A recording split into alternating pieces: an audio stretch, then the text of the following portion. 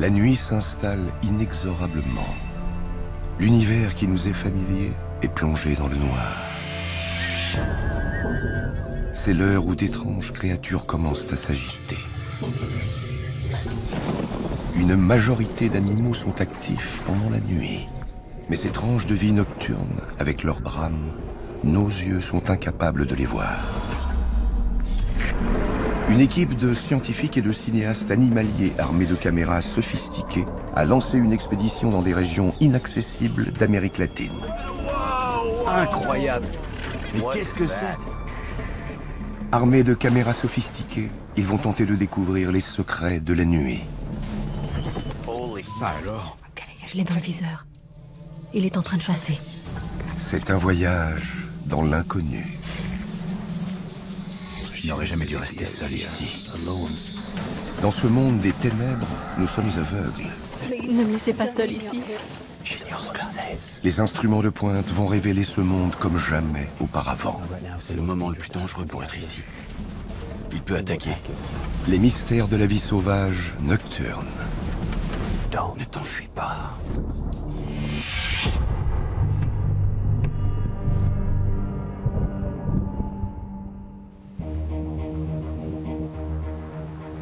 Pendant 6 mois, les membres de l'expédition ont sillonné l'Amérique latine.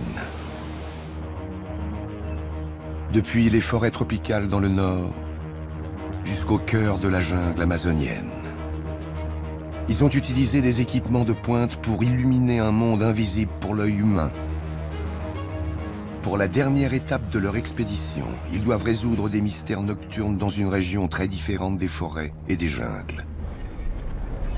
L'extrême sud de l'Amérique du Sud, la Patagonie.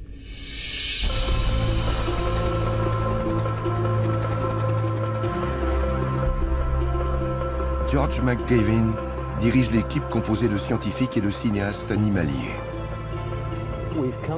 On se rend dans le parc national Torres del Paine, à l'extrémité sud des Andes. On vient étudier le plus grand carnivore terrestre d'Amérique, le puma. Ici, le puma est le prédateur ultime. C'est un élément crucial de l'écosystème de ces montagnes. Mais on sait peu de choses sur le comportement de ces félins. On sait ce qu'ils font durant la journée, ils dorment. Mais ce qu'ils font la nuit, on l'ignore complètement. Le sud de la Patagonie compte plus de pumas que toute autre région des Amériques. Les scientifiques utiliseront des caméras spéciales pour observer leur comportement nocturne. Les pumas n'ont jamais été filmés en train de chasser la nuit. Si on y parvient, ce sera l'apogée de l'éthologie des pumas. Premier défi, trouver un félin dans cette immense région. L'équipe se divise pour trouver un repère en plein jour. À 5 km de George, Justin Evans, spécialiste du tournage nocturne, scrute le sol depuis un hélicoptère. Cette région est tellement vaste. Elle est constellée de crêtes, de vallées, de lacs. Il y a une multitude de renfoncements rocheux où un puma pourrait se cacher. Justin sert de guide au biologiste Bryson Warren, qui est aussi le traqueur de l'équipe. La chose la plus difficile ici, c'est bien de trouver un puma. C'est comme chercher une aiguille dans une botte de foin. Sauf qu'ici, l'aiguille est mobile, elle se déplace. Bryson étudie les animaux nocturnes depuis plusieurs décennies. S'il repère un terrain de chasse des félins, Justin viendra les filmer de nuit. La proie préférée des pumas est le guanaco, un cousin du lama. En permanence sur le qui-vive, les guanacos sont très difficiles à surprendre en plein jour. En revanche, la nuit, ils sont vulnérables. À 500 km au sud, un second groupe est à l'œuvre autour du détroit de Magellan. Gordon Buchanan, cinéaste animalier, utilisera du matériel de haute technologie pour élucider un mystère dans ces eaux froides, très riches en nourriture. Ces eaux, qui sont parmi les plus traîtres au monde, sont exceptionnelles du fait qu'elles constituent le point de rencontre entre l'Atlantique et le Pacifique. La biodiversité de ces eaux est tout simplement remarquable. On trouve ici les animaux les plus minuscules et les plus gigantesques. L'un des plus grands est la baleine à bosse.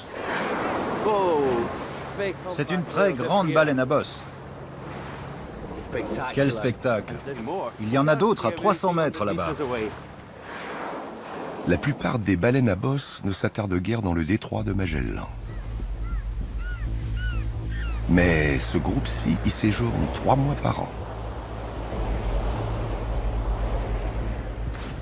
On sait très peu de choses sur ce qui se passe au fond de l'eau durant la journée.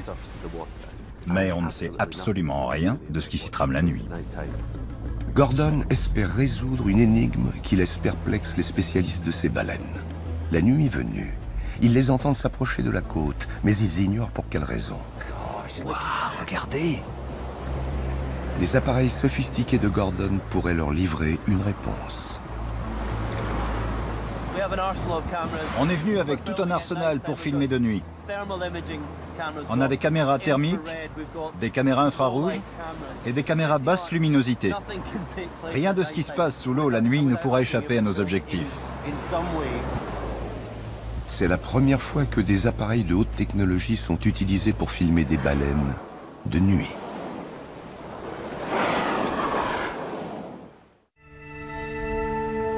« 3200 km plus au nord, la nuit tombe.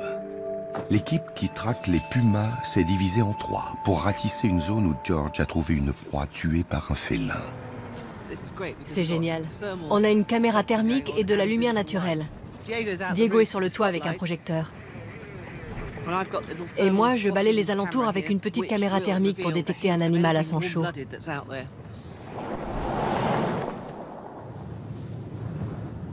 Pour l'instant, on utilise des projecteurs pour repérer les pumas. Mais dès qu'on en verra un, on éteindra toutes les lampes et on allumera les caméras infrarouges et thermiques. Parce que si un puma voit la lumière, il prend la fuite.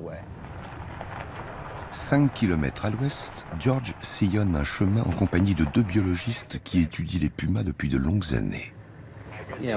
Là, on tente de repérer les reflets des yeux verts. Les pumas ont de très grands yeux qui réfléchissent une lumière verte face à un projecteur. Dans ce cas, on sera sûr qu'il s'agit d'un puma. George dispose aussi d'un appareil très performant. Il quitte son tout-terrain pour sonder le terrain en contrebas avec un télescope militaire. Il y a des reflets d'yeux là-bas, j'en suis sûr. Près de ce rocher. Là-bas.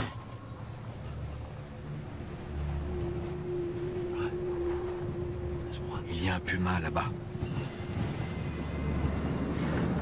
Oui, il remonte la pente. Il est à mi-chemin du sommet. Si c'est un puma, comme je suis au sommet de cette crête, il est certain qu'il s'en ira.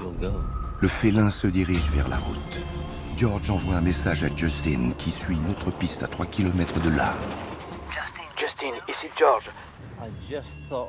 J'ai vu quelque chose bouger. Au sud-ouest d'où je suis. Très bien, on arrive. Parfait. Terminé.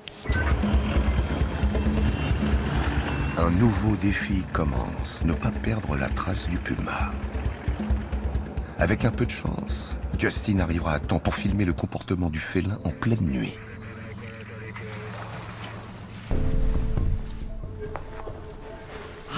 Salut, où est le puma? Le puma, il est... Attends, je vais te montrer. Il était en train de se reposer ici. Ouais, c'est un super scénario. On a un groupe de guanacos là-bas. En chassant la nuit, le puma augmente considérablement ses chances de tuer un herbivore. Il va passer la crête. Le jour, un puma n'a presque aucune chance de s'approcher suffisamment près de ces animaux farouches pour en tuer un.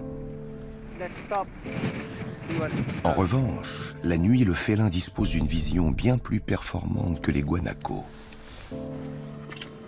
Justin déclenche une caméra thermique qui révèle instantanément les contours du corps chaud du félin. Elle est dans le viseur. Tu le vois? Il essaie de s'approcher. À mesure qu'il avance, il évalue ses chances de capturer un guanaco. Il est dans le viseur. C'est fantastique. Il est en train de chasser.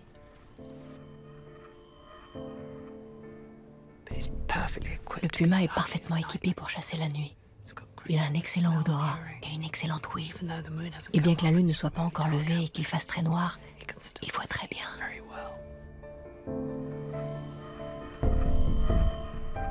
Malgré les atouts du félin, les guanacos disposent d'une ouïe tellement développée que le puma est obligé de prendre les herbivores par surprise.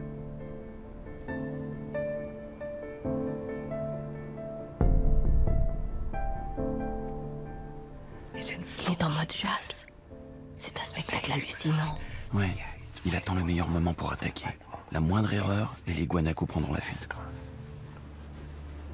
C'est une situation de rêve. Il faut juste espérer que je ne foire pas et que le puma ne foire pas non plus.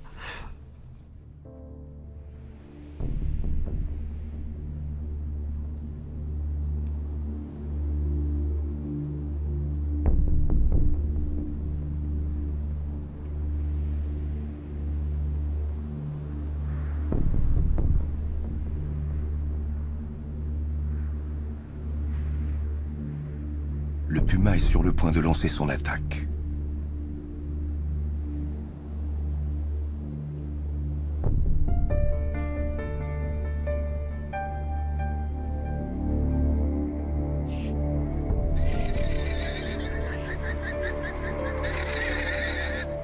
Les guanacos ont pressenti le danger. La chasse est un échec.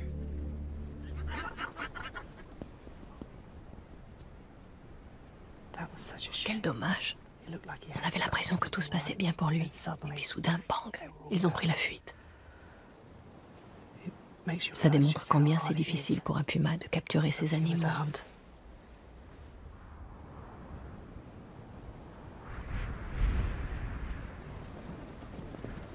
Quel début pour Justine. Elle vient de filmer l'approche silencieuse d'un puma vers des proies potentielles. Alors que Justine poursuit sa traque des félins, George effectue 3000 km vers le nord jusqu'au désert d'Atacama. Dans cette région, les conditions de vie sont extrêmes. Pourtant, un mammifère semble s'y plaire. Ce désert est un des endroits les plus arides de la planète. On se dirige vers une île qui abrite une colonie de vampires, une espèce de chauve-souris.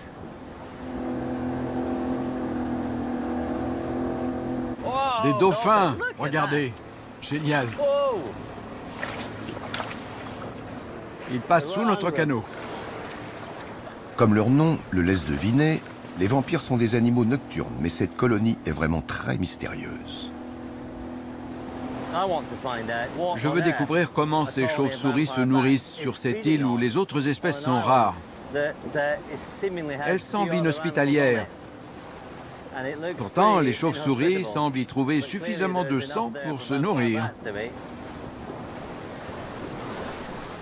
Pour cette mission, George est accompagné du biologiste Marcello Flores et de Sophie Darlington, spécialiste du filmage des animaux sauvages. Il n'y a vraiment aucun risque. Tout l'équipement est dans ces sacs imperméables. Il est bien protégé.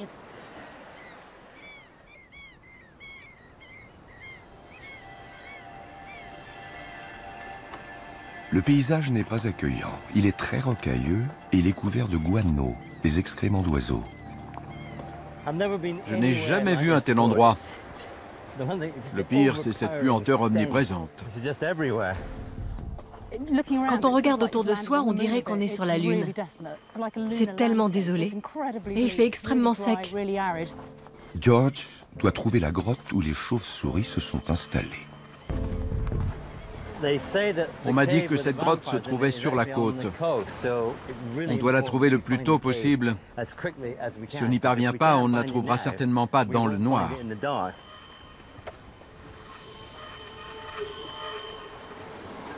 On dirait que c'est la grotte.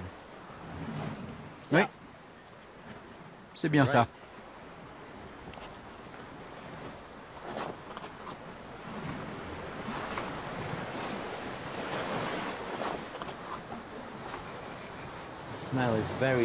L'odeur est très différente. Ça ne sent plus le guano. Ce n'est pas agréable. Ça ne sent vraiment pas bon. C'est âcre. C'est de l'urée, de l'acide uréique. L'odeur d'urine est très intense. et le sol rocailleux très glissant. Il est couvert de fientes. La couche est très épaisse. Ça coule même des parois.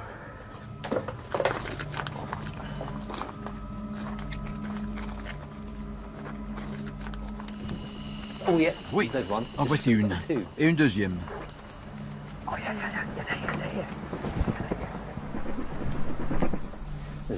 Il y a 8 vampires qui me regardent là. 9, 10, il y en a d'autres là-haut. C'est la première fois que je vois des vampires. Celle-là est à 2 mètres de moi. C'est stupéfiant. Ces animaux suceurs de sang n'utilisent pas leurs yeux pour localiser leurs victimes. Ces chauves-souris ont une bonne vision et une bonne ouïe. Elles utilisent l'écholocation. Elles disposent autour du museau de capteurs à infrarouge qui leur permettent de détecter les surfaces les plus chaudes de leurs victimes, celles qui sont le plus gorgées de sang. Leurs dents sont très acérées.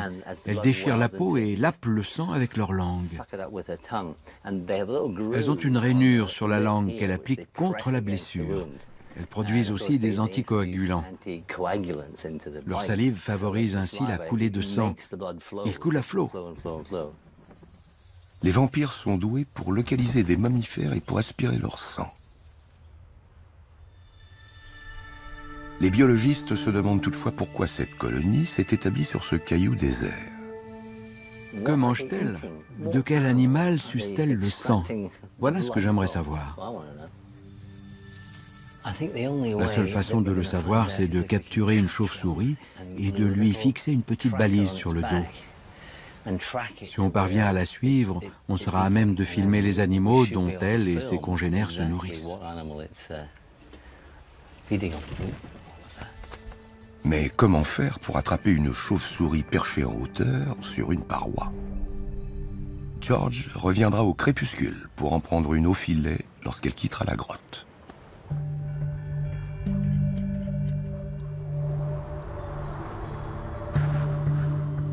Dans les Andes, l'équipe des Pumas se prépare pour une nuit de traque.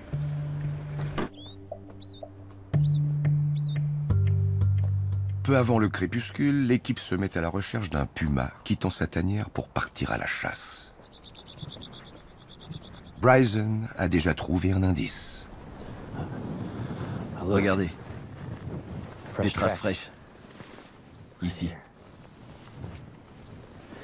Il y en a une autre ici, regardez. Génial. Elle est très belle. Il y a une belle empreinte ici. Elle est grande, mais pas énorme. La patte d'un adulte devrait être plus grande. Elle devrait être aussi large que ma paume. Donc là, il s'agit d'un jeune. Il est passé par ici. L'écartement entre les empreintes est assez important. Il a une belle taille. Il n'est pas petit.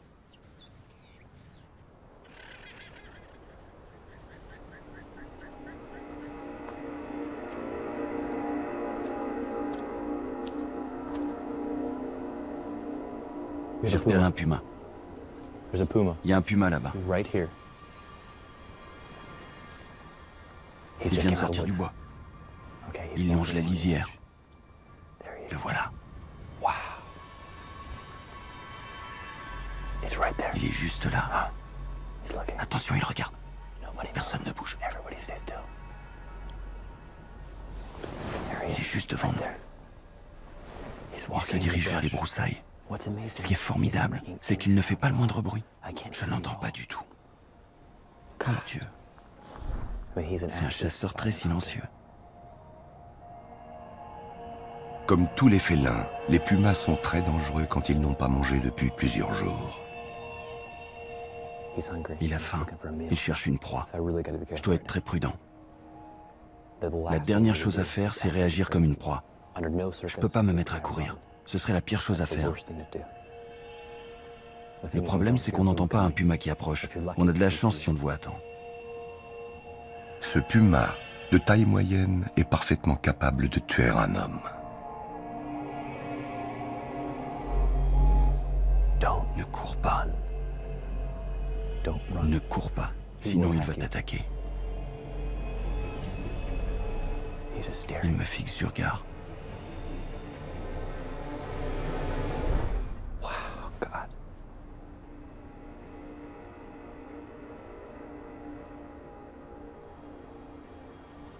C'est un super prédateur. Je l'ai vu sortir du bois.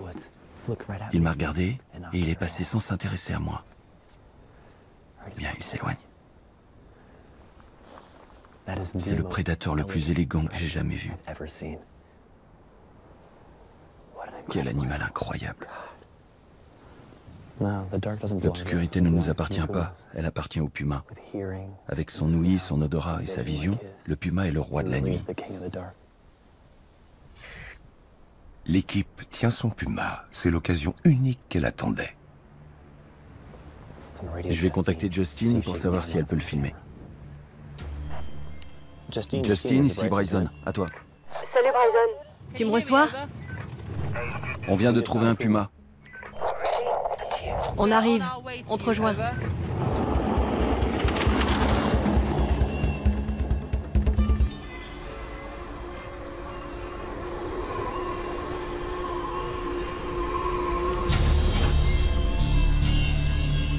Sur la côte du désert d'Atacama, George et le biologiste Marcello se dirigent vers la grotte pour capturer un vampire avant qu'il sorte pour aller se nourrir.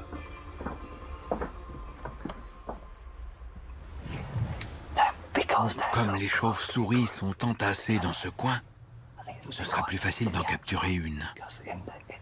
Lorsqu'elles s'envoleront dans la cohue, il y en aura au moins une qui se prendra dans le filet. Enfin, c'est ce que j'espère.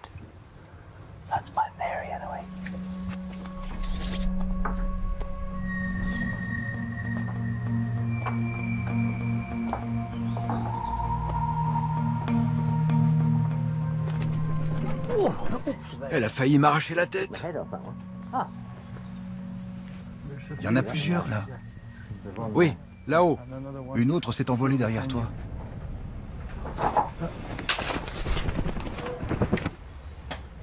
Il y en a une? Oui, je l'ai eue. Ces chauves-souris sont porteuses de maladies comme la rage. George et Marcello doivent la manipuler avec beaucoup de précautions. Elles sont très fortes, pas vrai? Oui. Tu la tiens bien? Oui.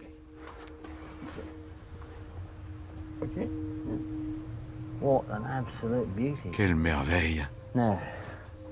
On va fixer la balise sur le dos. Le mini-émetteur est collé sur le dos de la chauve-souris.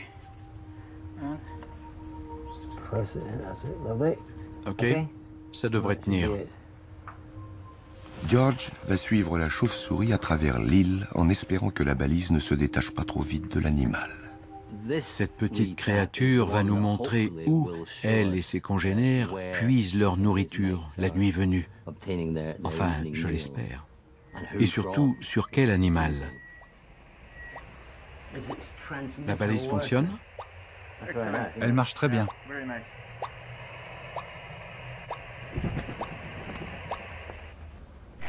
Oui, je vous reçois 5 sur 5. Justin et Rodrigo tentent de trouver la trace du puma repéré par Bryson.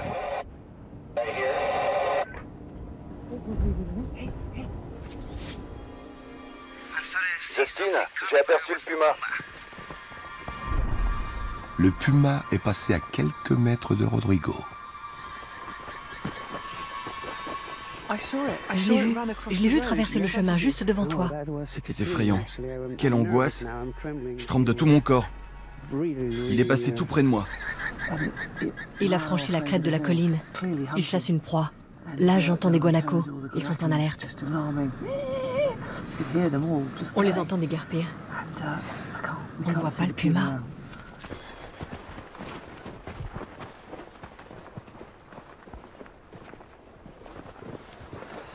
On doit avancer tout doucement. Mieux vaudrait faire le tour. Ouais. Les pumas chassent à l'affût. Ils ont les plus longues pattes postérieures de tous les félins. Ils sont capables de faire des bonds de 10 mètres. Ils tuent leur proie d'une morsure dans la nuque. On est vraiment tout près. Là-bas, c'est le puma. Tourne la caméra par là. Je viens de voir des reflets d'yeux. T'es sûr? Oui, Alors qu'ils s'approchent du puma, il est là. ils comprennent que le félin a réussi son attaque. Il tient de la nourriture. Il tire quelque chose. Je suis sûr qu'il a tué une proie. Oui, il traîne quelque chose. Tu vois sa tête se lever et se baisser?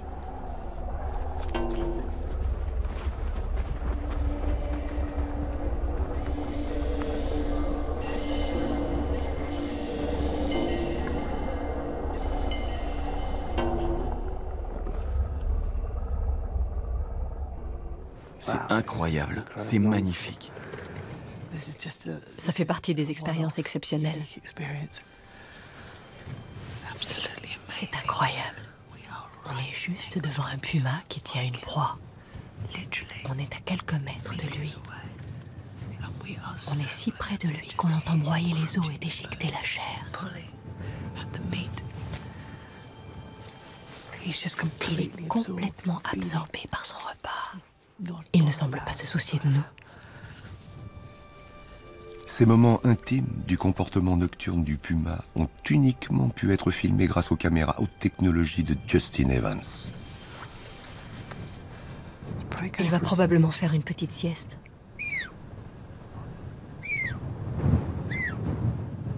Vous entendez ces cris? Il appelle sa mère.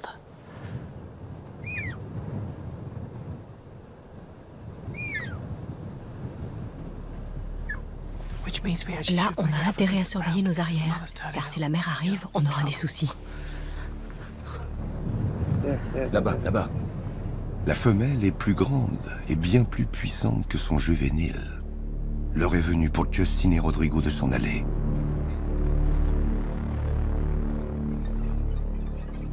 Pour mieux filmer ce comportement nocturne, Justin doit disposer d'un observatoire protégé.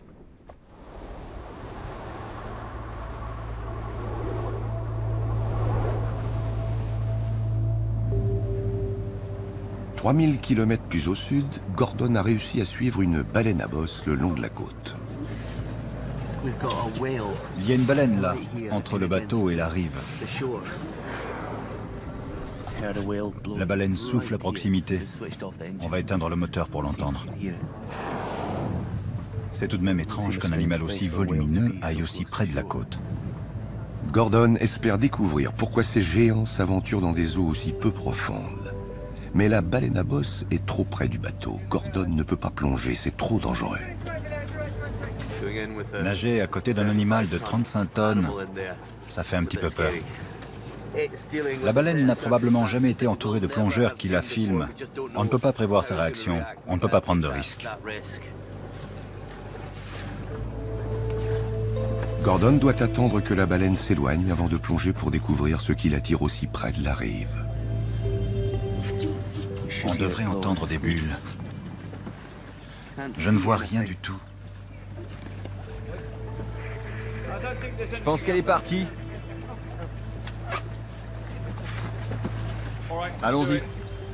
Gordon décide de plonger après s'être assuré que la baleine est bien partie. On va se mettre à l'eau. Il y avait une baleine à bosse à l'endroit où on voulait plonger. On pense qu'elle est partie. Ces géants sont extrêmement puissants. Si la baleine revient, on devra sortir de l'eau. Je peux y aller, Richard? Ouais, c'est bon. C'est parti.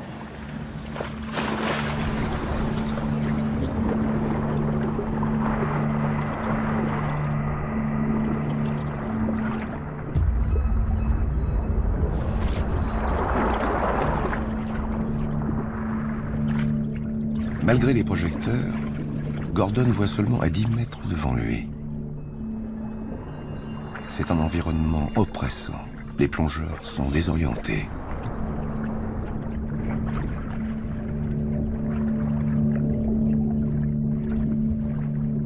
Sous la surface s'étend une forêt d'algues géantes, dont les frondes très robustes font plus de 30 mètres de longueur.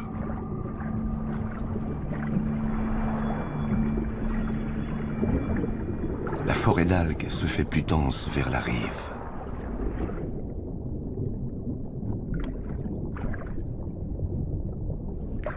Ce qui attire les baleines se trouve au cœur de cette forêt impénétrable.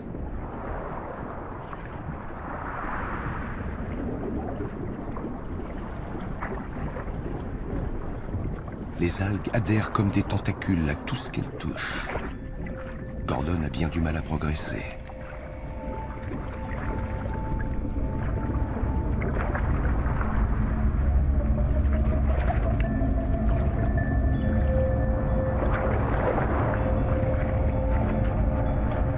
Il finit par renoncer 2 jours avant la fin du tournage.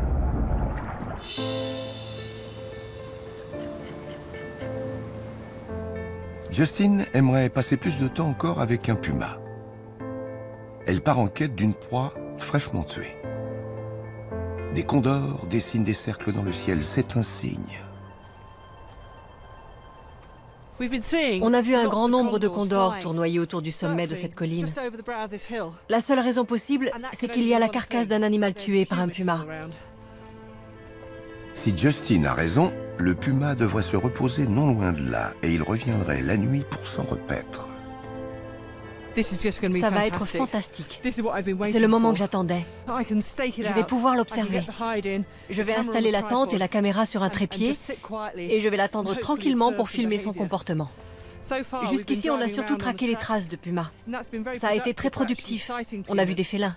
Mais là, je veux filmer leur comportement. Je veux en découvrir plus sur leur personnalité.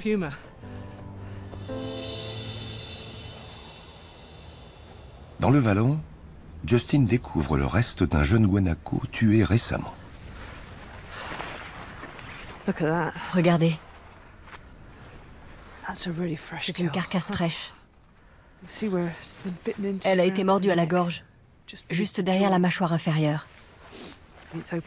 Le puma a aussi éventré sa proie, mais il n'a pas touché aux pattes ni à la poitrine. Le plus gros de la viande est encore là. Le félin va donc sûrement revenir.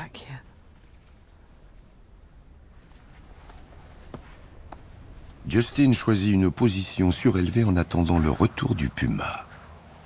Le plus important, c'est que je sois en position avant la tombée de la nuit, lorsque le puma fera son retour.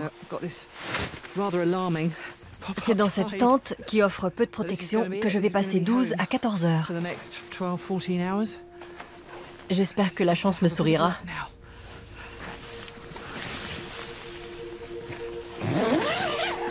En 20 ans, Justine a filmé une multitude de gros félins sauvages, mais seulement quelques images de pumas. Pour la première fois, elle espère passer toute la nuit en compagnie de ce félin insaisissable et filmer son comportement naturel autour d'une proie. Je viens de passer de la caméra diurne à la caméra nocturne. Et il y a un puma qui approche. Il se dirige droit vers la carcasse. Ça prouve bien que dès que la nuit tombe, le puma sort de sa cage.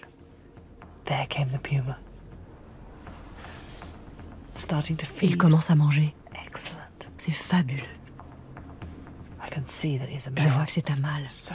Il arrache des bouts de chair avec une telle force.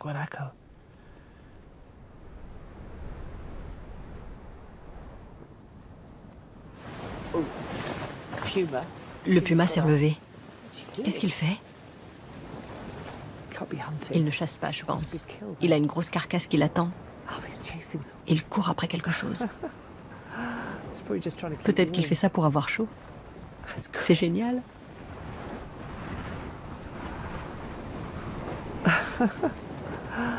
Pour tous les félins, qu'ils soient domestiques ou sauvages, le jeu est essentiel.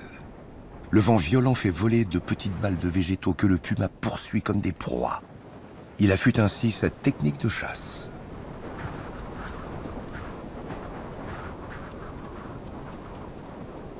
Il joue avec la touffe, il la tapote.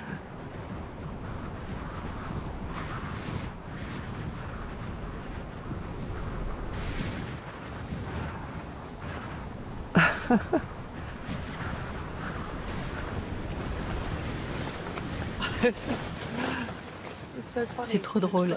On dirait un chat domestique. Pour Justine, l'expédition se termine en apothéose. Elle a vu des pumas en train de chasser, de se nourrir et de jouer. Elle a filmé des images exceptionnelles sur la vie nocturne de ces superbes prédateurs.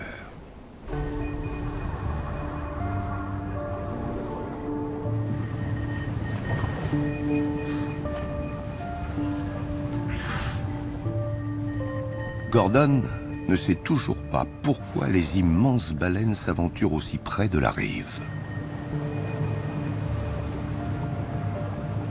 Je pense avoir entendu quelque chose par là. Il y a une baleine à bosse tout près de nous. Je ne la vois pas, mais je l'entends respirer. Là-bas, il y a une baleine juste au bord. On voit une de ses pectorales. Elle va remonter. Il y a une baleine à bosse à moins de 25 mètres de notre bateau.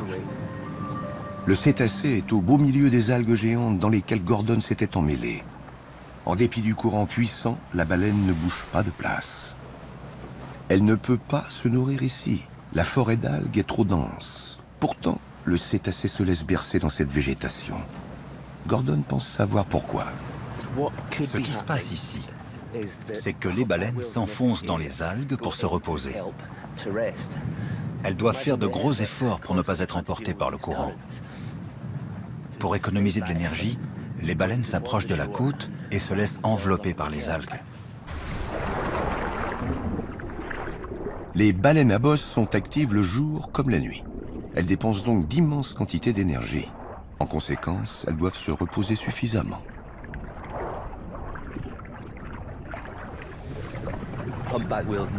Les baleines à bosse ne s'endorment jamais complètement. Elles reposent une moitié de cerveau à la fois. Pour les baleines, la respiration est volontaire. Elles doivent déclencher chaque respiration, alors que chez l'homme, c'est un réflexe. Vous avez entendu ce souffle? Elle vient de se dire « je dois respirer ». Les baleines ne peuvent pas s'endormir complètement. Elles endorment une moitié du cerveau, et une fois cette moitié reposée, elles la réveillent et endorment l'autre moitié. C'est comme ça qu'elles font pour se reposer.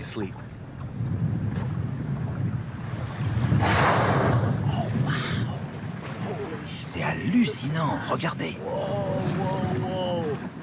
C'est incroyable.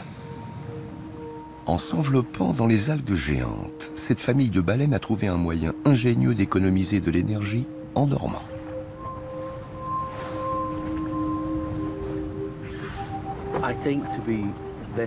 Le fait de me trouver aussi près d'une baleine à bosse, j'en ai le souffle coupé. Il y a peu d'animaux aussi imposants que cette baleine.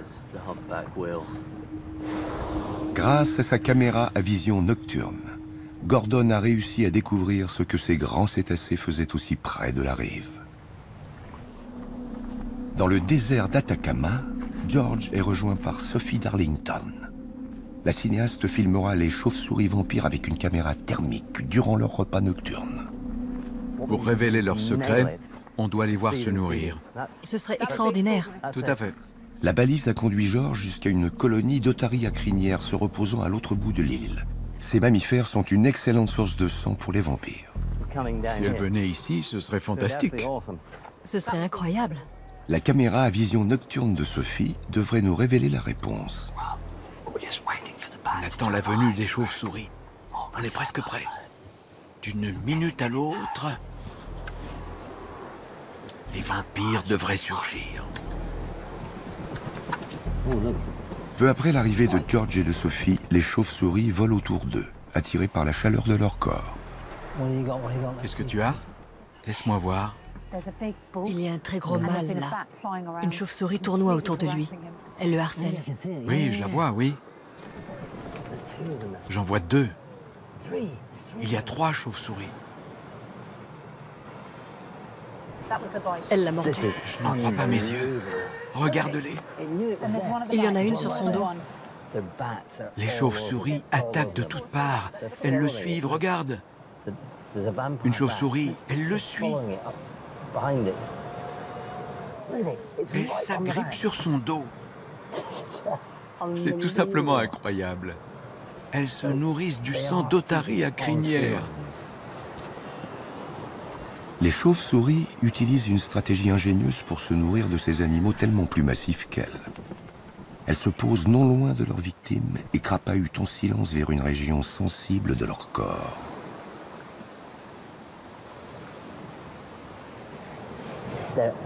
Elles attaquent par derrière. L'otarie tourne sur elle-même pour se défendre Et les chauves-souris continuent leur attaque. Les pauvres otaries sont harcelées et elles sont conscientes d'être attaquées. Regarde la chauve-souris qui sautille derrière. Ces images balaient la légende selon laquelle les animaux dormiraient paisiblement la nuit. Ce n'est pas le cas. Ces otaries vivent un calvaire. Elles doivent être épuisées le matin. Ces chauves-souris attaquent les otaries sans relâche.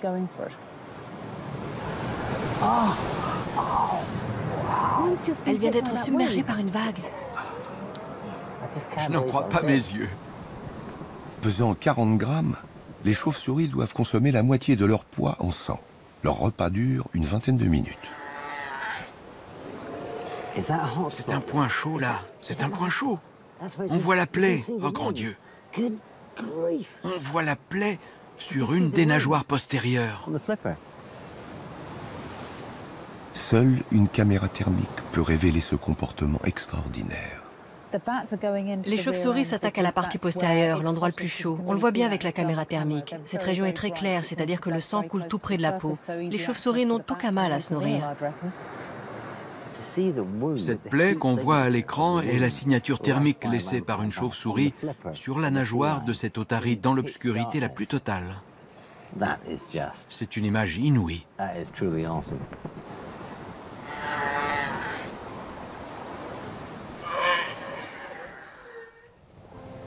C'est la fin de 6 mois incroyables, durant lesquels les membres de l'expédition ont été jusqu'au bout d'eux-mêmes pour filmer des images exceptionnelles de la vie nocturne en Amérique latine. On a découvert de nouvelles espèces et on a vu des comportements qu'on ignorait totalement. Oui, il l'a eu. Grâce à des techniques de pointe, ces spécialistes nous ont fait découvrir des facettes inconnues de la faune nocturne. C'est fantastique. Toute la nuit durant, les animaux vaquent à leurs affaires. Ils font des choses qu'on n'a jamais vues. Waouh, elles chassent. Ils ont été témoins de drames se déroulant dans l'obscurité la plus totale. C'est incroyable. Ils ont ainsi commencé à élucider les secrets de ce monde caché. Le jour est quasiment désert comparé à l'activité des animaux durant la nuit. Grâce aux nouvelles technologies, on commence à découvrir une infime partie de ce qui se trame la nuit venue.